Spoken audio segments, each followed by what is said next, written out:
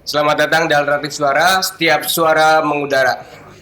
Kali ini kami dari tim Alternatif Suara berkunjung ke ruang kerjanya Bapak Rudiana sebagai terpilih di periode 2021-2027. Sebelumnya kami dari tim Alternatif Suara mengucapkan selamat Pak untuk Bapak Rudiana kembali terpilih lagi dan dipercaya lagi oleh masyarakat Lemah Abang Kulon sebagai Kepala Desa Lemah Abang Kulon periode 2021-2027. Sebelumnya barangkali ada pesan dan kesan Pak setelah menjabat lagi, terpilih lagi Pak, dipercaya lagi oleh masyarakat. Bapak boleh dilepas dulu maskernya Pak. Baik, terima kasih. Assalamualaikum warahmatullahi wabarakatuh. Waalaikumsalam warahmatullahi wabarakatuh. Yang pertama kami mengucapkan banyak terima kasih kepada tim Alternatif Suara ya. Iya betul Pak. Bahwasanya kami pribadi mengucapkan banyak terima kasih yang sebanyak-banyaknya kepada masyarakat khususnya Desa Lemah Abang Kulon. Alhamdulillah puji syukur di dalam pemilihan peserta pada tahun 2021 berjalan dengan aman dan kondusif. Dan juga saya berterima kasih kepada seluruh panitia semuanya, masyarakat semuanya yang sudah berpartisipasi memilih para pemimpin, dan alhamdulillah Allah memberikan rezeki kepada saya pribadi bisa hidup kembali di dalam pemerintahan desa.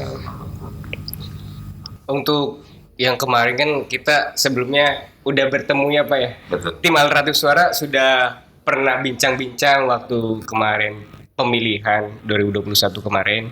Kebetulan kemarin hostnya Diah Atila. Betul. Sekarang digantikan oleh Wais ini Pak. Digantikan oleh Wais. Untuk kemarin kan sudah menyampaikan di dalam podcast pemilihan kemarin Pak mengenai visi misinya itu sendiri Pak. Dalam pencapaian visi misi tersebut Pak, setelah Bapak kembali menjabat di periode 2021-2027 ini, ada program kerja apa sih Pak yang bakal nanti Bapak tuangkan dalam RPJMDes di periode Bapak?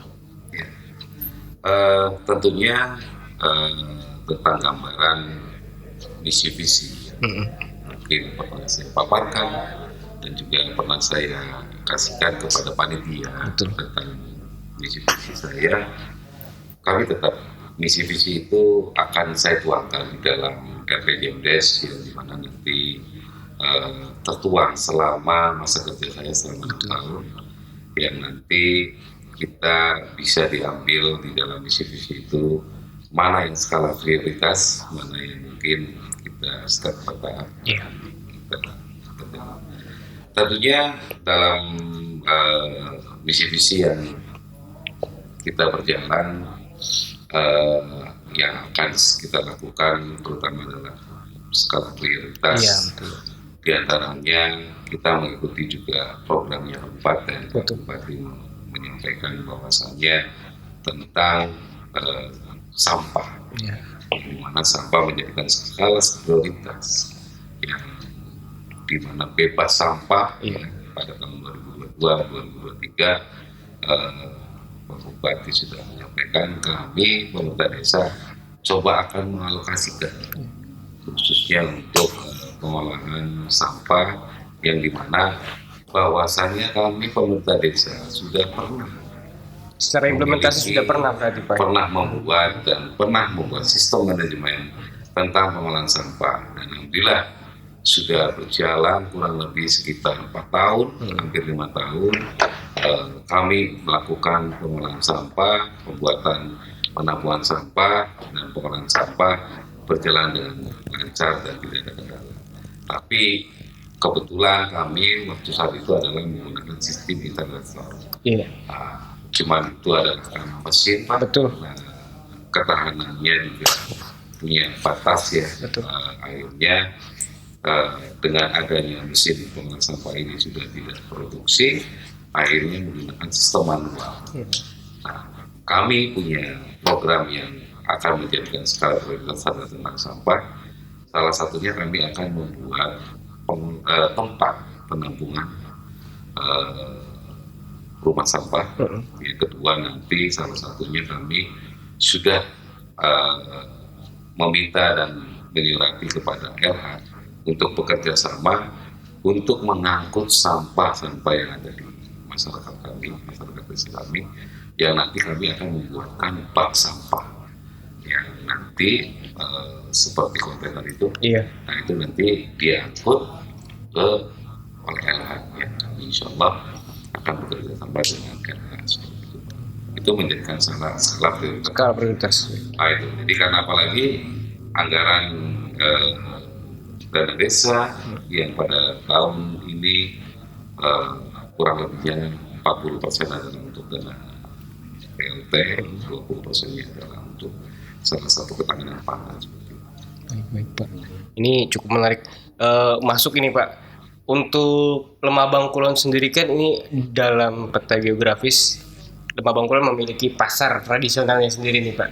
Ini masuk ke dalam tadi program percepatannya Pak Bupati sendiri di dalam perbuknya. Pasar Lemah Bangkulon sendiri sudah terkondisikan belum sih Pak? Secara pengangkutan sampahnya ataupun manajemen pengambilan sampahnya bagaimana itu Pak? Lemah Bangkulon sendiri khususnya pasar. Iya. Pasar Senen Lemah Bangkulon sebenarnya sampahnya sudah ada yang mengkoordinir dan sudah ada yang menampung sudah sebagai tadi ya pengelola sampah.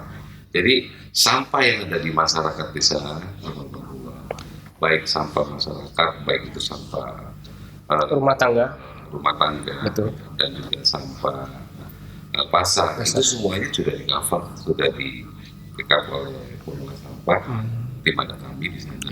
Nah itu sudah berjalan sampai 5 tahun. Sampai 5 tahun kemarin sudah berjalan berarti Pak. Tinggal kita perbaikan untuk yaitu biar tidak ada menampung sampah di situ. Nanti kita sistemnya ada angkut. Itu harus yang segera kita. Betul.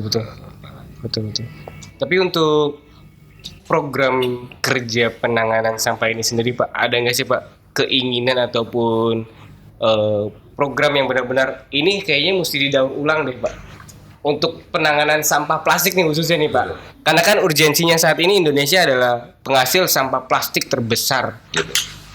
Nah, skala prioritasnya Pak Bupati sendiri menekan kepada tiap-tiap desa karena ini adalah desa sebagai pondasi di mana ini adalah penghasil sampah limbah rumah tangga juga.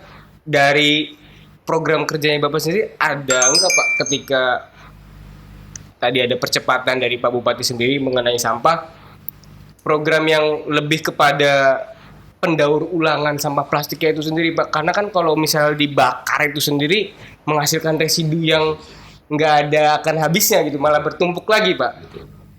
Ya, jadi kembali lagi itu sebagai penanganan dan pengelolaan nanti khususnya adalah orang-orang yang menjalankan. Iya.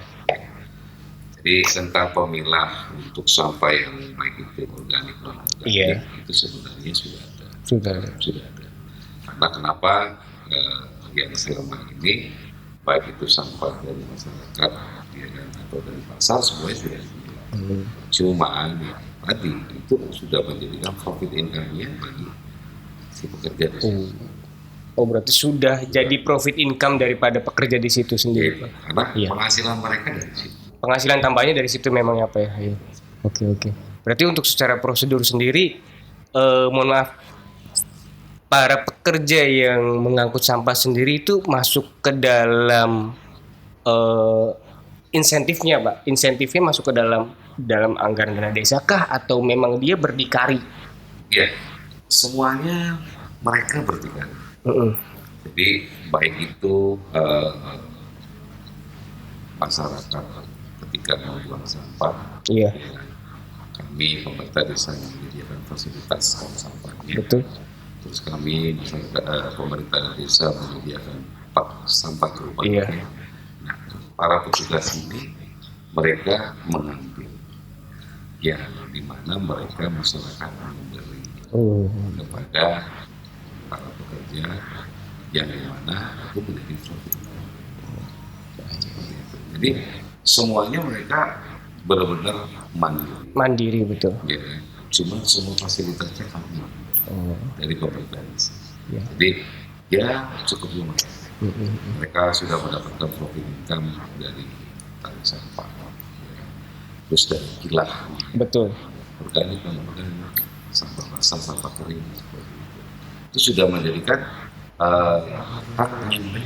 Iya. Dan kami pemerintah desa tidak pernah meminta. Pemerintah desa bahkan mensupport sepenuhnya mengenai fasilitas Pasti. insenerator, bahkan kalau perlu pembuatan bank sampah pun kayaknya perlu nggak nih Pak? Itu menjadi skala prioritas karena Skala prioritas juga. mereka tidak akan bisa menjembatani. Betul betul. Karena kami yang bisa menjembatani. Iya. Yang akhirnya nanti ujungnya adalah batu Iya. dan juga batu sampah. Oke, ini skala prioritas yang dari Perbub sendiri ataupun dari Pak Bupati sendiri yang benar-benar visi misi juga ke dalam visi misinya Bapak Rudiana kemarin. Kita sambung lagi nih Pak mengenai tadi RPJMDes secara prosesnya sendiri Pak. RPJMDes itu sendiri prosesnya bagaimana sih Pak? Iya. Kalau di dalam proses RPJMDes yang pernah dulu saya sampaikan bahwasannya itu adalah menjadikan salah satu kinerja saya selama ini. Ya. Nanti kita buatkan di dalam RPJMDes sesuai dengan tadi misi-misinya. Iya. Nah, salah prosesnya, salah satunya adalah nanti kita harus ada Musdes. Iya. Musdes, kita nanti ada Musdes, salah satunya nanti ada RT, RW dan semuanya kita tampung. Kita paparkan tentang RPJMDes yang nanti kita sampaikan yang tertuang di dalam Misi. seperti itu. Kalaupun ada aspirasi dari masyarakat, bagaimana Pak? Tetap tampung Pak ya? Seperti itu. Iya. Nanti mana yang sekiranya skala prioritas itu yang mungkin harus saya yang masuk ke dalam skala prioritasnya kemarin Bapak visi misi ataupun di skala prioritasnya pemerintah Bupati sendiri gitu ya Pak ya. Tadi kan Pak untuk penyusunan RPJMD sendiri pastikan membutuhkan stakeholder terkait ya gitu, Betul. dalam penyusunannya. Dalam memimpin Desa Ramah Bangkulang juga kan tentunya Bapak tidak sendiri juga Pak. Ada stakeholder yang memang membantu juga entah itu perangkat ataupun yang lainnya. Adakah perubahan perangkat di Desa Ramah Bangkulang ini sendiri setelah Bapak duduk lagi di dalam periode 2021-2027 ini Pak? Iya. Kalau melihat dari SOTK yang ada di perangkat kami, khususnya stakeholder kami, nah salah satunya kami memiliki baru ada 11 termasuk saya 11 orang ya, sedangkan di dalam SOTK itu ada kurang lebih sekitar 13 itu dalam struktur dalam struktur SOTK. Nah untuk penambahan pasti ada penambahan, kami ada itu kurang lebih sekitar 2 orang itu untuk di unsur staf. Nah, terus kalau untuk perangkat yang lain yang sudah ada, insya Allah kami akan coba merefresh kita kepada perangkat-perangkat yang lama. Dia dulu di Ekbang kita pindahkan, ya kan, di tempat yang lain dia pindah ke sini. Itu wacana kami seperti itu. Berarti rolling jabatan ya Pak ya? Contoh Ekbang, kita punya Ekbang, kita rolling. Rolling aja ya, berarti penggantian tidak ada ya? Kalau dikeluarkan, kita hubungannya dengan anak dan istri. Ya, saya seperti itu. Jadi sama saya memang sengaja di rolling. Yuk sini deh, lu sini. Gak bisa, ya udah sini. Konsekuensi berarti juga. Caranya, cara softnya. Kan begini, dalam aturan itu harusnya kita ketika duduk tidak bisa langsung pecat. Betul Pak. Gimana mau pecat? Kita tidak tahu kinerja. Yes. Yeah. Ada aturan 6 bulan. Selama 6 bulan beradaptasi dan juga akhirnya sudah mengetahui kinerja. Lu masuk ke sini, nggak bisa. Setahun 6 bulan atau 6 bulan atau setahun nggak bisa. Lu udah tanda tangan bulan ini. Jangan sekarang langsung. Iya, nggak bisa semena-mena juga. Nggak bisa. Ada aturan itu. Ada aturan dan itu akhirnya nanti masuk di dalam PT UN. Nantinya iya. Ribet lagi urusannya. Pekel. PT UN lah. Oh, baik Pak. Berarti tadi kan ada 2 staf ya berarti ya, yang nantinya bakal direkrut Betul. di pemerintahan Desa Mabangkol ini sendiri. Prosesnya seleksi atau bagaimana Pak? Betul. Kami selalu tetap menggunakan secara aturan Betul. bahwasannya nanti yang pertama kami akan membentuk tim seleksi setelah melakukan musyawarah ya kan dengan BPD, dengan masyarakat perangkat dan juga termasuk RT RW. Nanti kita bentuk tim seleksi ya kan. Tim seleksi itu salah satunya nanti ada ketua, Iya.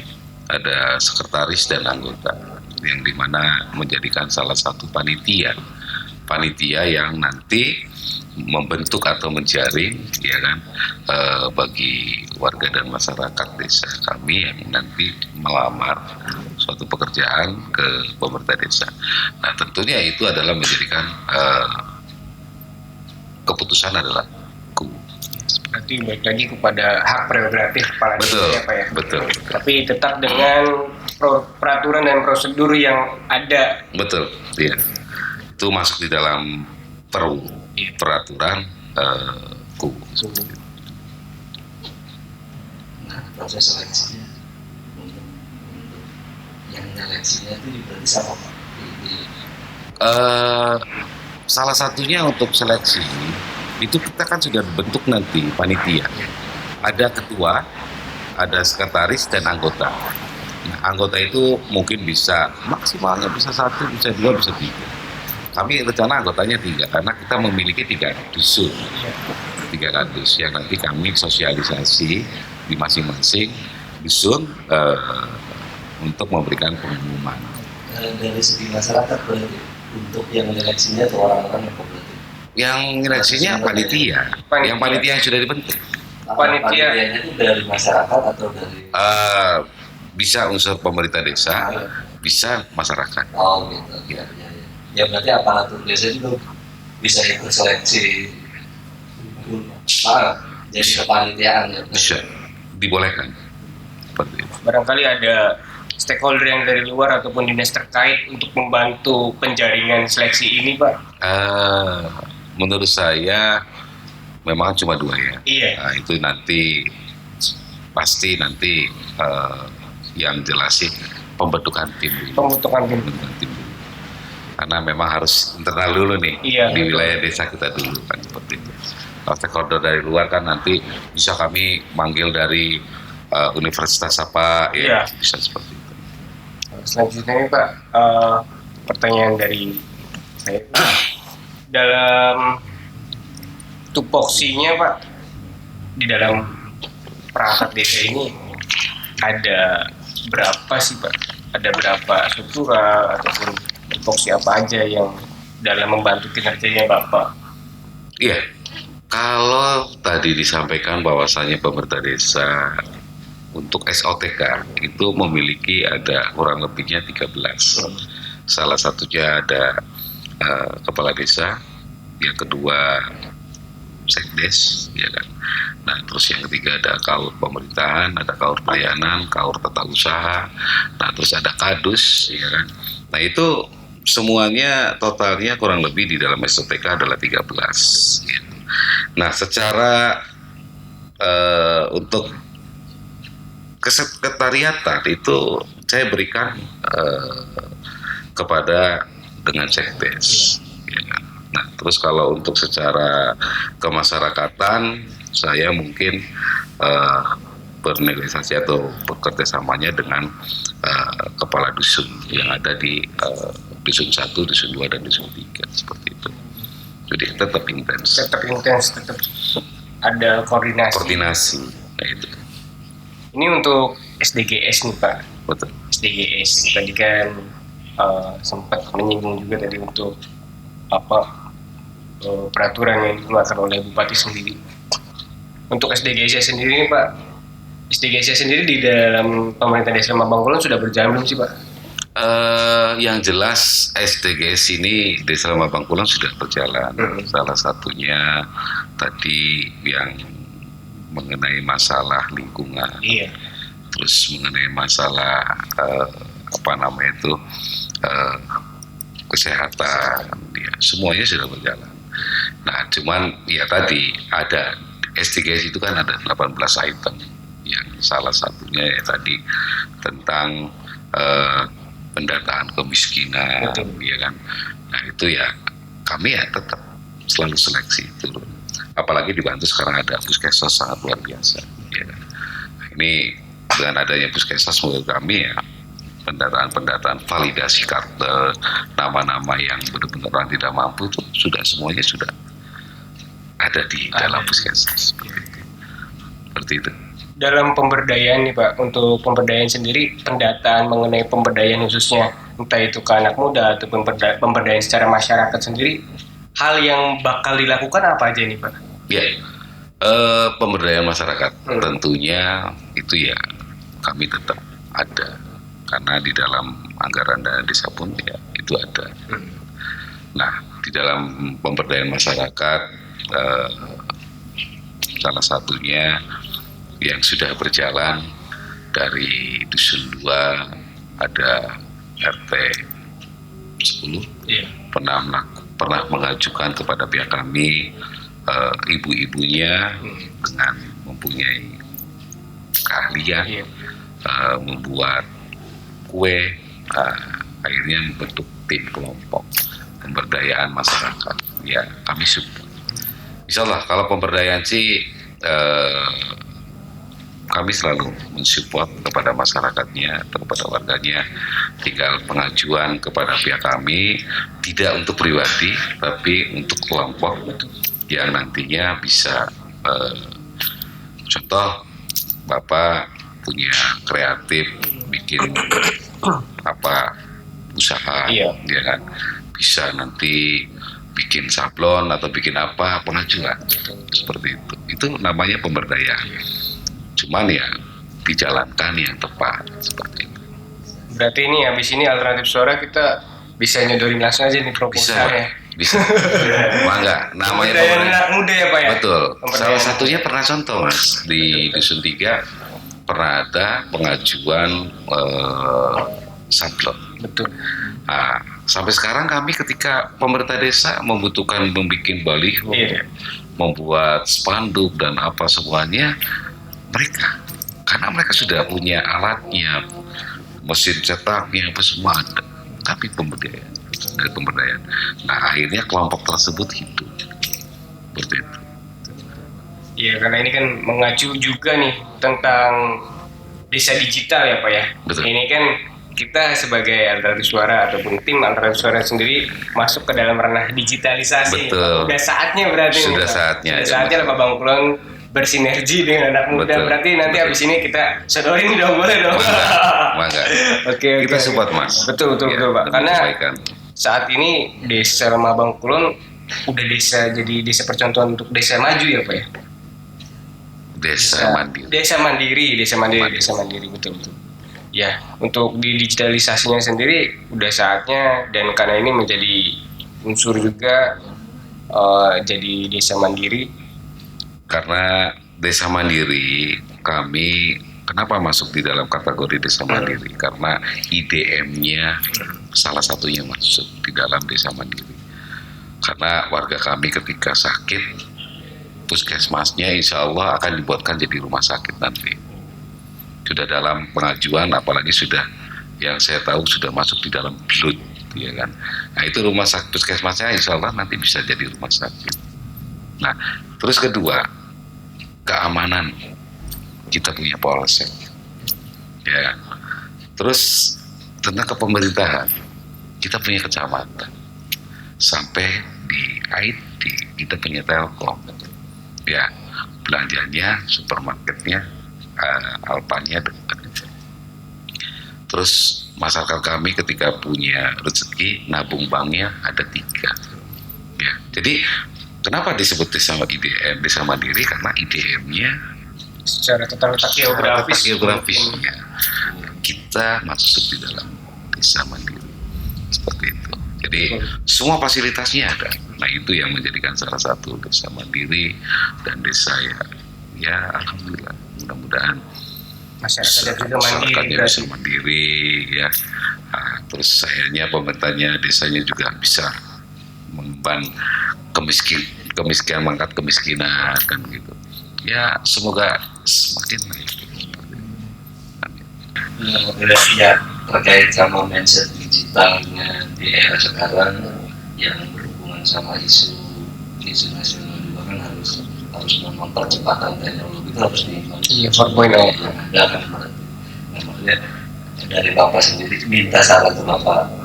Nah, menurut Bapak sendiri untuk percepatan sumbernya itu seperti apa? Barangkali ada kiat-kiatnya juga. Iya. Yang mungkin nanti bisa ya teman-teman juga kan nonton. Oh ya kata-kata ada baru di kiat-kiat apa sederhananya tuh ya harus memang benar. Ya melek teknologi bukan ke game aja. Ya baca apa informasi berita. Betul. Nah, Iya. Literasi digitalnya. Ya, oke. Jadi mulai melek ada digital gitu. Ya, pada dasarnya kita manfaatkan dengan adanya digital, ya kan, dengan adanya teknologi IT yang sangat luar biasa. Semua informasi dan apapun semuanya ada di digital dan IT. Kita tidak mengenal ketinggalan. Semuanya informasi apa ada, cuma manfaatkan sebaik mungkin penggunaannya. Jangan sampai kita salah menggunakan aplikasinya. Apalagi zaman sekarang Mas, WA, WhatsApp, ya kan, Facebook. Berikan informasi yang manfaat yang baik, ambil yang bagusnya. Apalagi mohon maaf anak-anak zaman sekarang, anak kecil itu sudah menggunakan HP. Ya, itu yang sangat yang saya khawatir. Makanya tetap saya punya program next, insya Allah doakan pengen punya satu musola, satu guru ngaji, balance, tidak harus itu digital aja, tapi dengan keagamaannya harus ada. Dan juga kalau kita belajar dengan IT yang ada, manfaatkan buka Quran, di situ ada, buka tentang hadis-hadis, cerita para nabi, ambilnya itu, jangan gadget game terus. Anak saya aja mainnya game kan gitu. Nah, jauhi itu, maksud saya seperti itu. Manfaatkan fasilitas yang ada, karena kominfo dan komunikasi menurut saya itu sangat luar biasa dengan teknologi yang sekarang pernah disampaikan. Kita tidak mengenal ketinggalan, tapi manfaatkan dan jangan sampai disalahartikan seperti itu. Kalau untuk secara pemerintahan desa sendiri nih Pak, pemerintahan desa Mabang Kulon sendiri sudah menerapkan ke arah digitalisasi belum sih Pak untuk saat ini Pak? Menurut saya sih dengan kemajuan teknologi, ya menurut saya semua akhirnya pada belajar sendiri. Ya, Tuhan sendirinya. Ya, zaman sekarang dari anak kecil sampai anak dewasa sampai orang tua, saya jamin menggunakan handphone. Ya, sudah jaminan, nah begitu. Makanya kenapa Cina ya, larinya ke Indonesia karena banyak penduduknya gitu. Zamannya sudah luar biasa. Nah, dengan yang zamannya sekarang ya mereka sudah banyak yang ya mohon maaf dengan sendirinya bisa belajar kan begitu tentang ya teknologi. Berarti secara penginputan sendiri mengenai data, analisis datanya di pemerintah desa Mabang Kulon sendiri sudah menggunakan Pak? Iya, contoh seperti kita menggunakan sekarang pengajuan KTP. Betul. Itu sudah menggunakan digital Pak. Daftar membuat KTP, kartu keluarga dengan online. Ada Pak caranya seperti itu. Jadi semuanya sudah mudah. Ya, percepatan digitalisasi di era 4.0 bahkan di negara maju sendiri udah 5 bahkan sekarang. Betul sekali.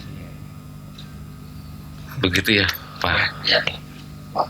Ya, Ya maksudnya ada kiat-kiatnya itu benar. Iya. Jadi ya terkait sama pemerintahnya desa juga kan, ya kenyataannya pelayanannya sudah mulai mengarah ke digital, memudahkan masyarakat buat adaptasinya melalui digital kan. Betul. Yang tadinya buat KTP kakak Secara manual, iya. Nah Betul. sekarang udah bisa mendaftarkan, tinggal bisa diambil kan ya. Betul. Cuman ya memang dengan digital rada lambat prosesnya. Nah, karena antrian kuat. Betul sekali. Tapi Karena lebih efektif, Pak. lebih efektif.